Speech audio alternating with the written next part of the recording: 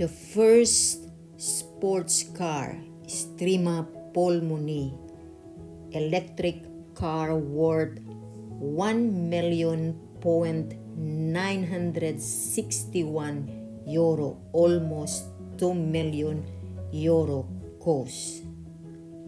So if you have money to buy 2 million, almost €2,000,000, you can have this super electric Estrema Fulminea car from the Italian fabricant automobile.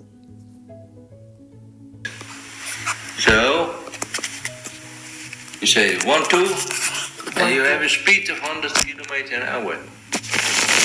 Okay. Yeah. And within 10 seconds, you have a speed of 320 kilometers an hour. The car is electronic, limited by 350 kilometers an hour. So if you remove the limitation, then maybe 500 kilometers, maybe 600 kilometers, unlimited. Electricity has no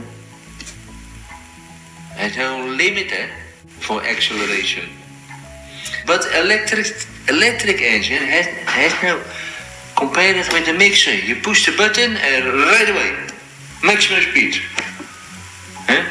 Before you're blinking your eyes, right away. Now that's the power of electricity. And they want to build 20 pieces a year.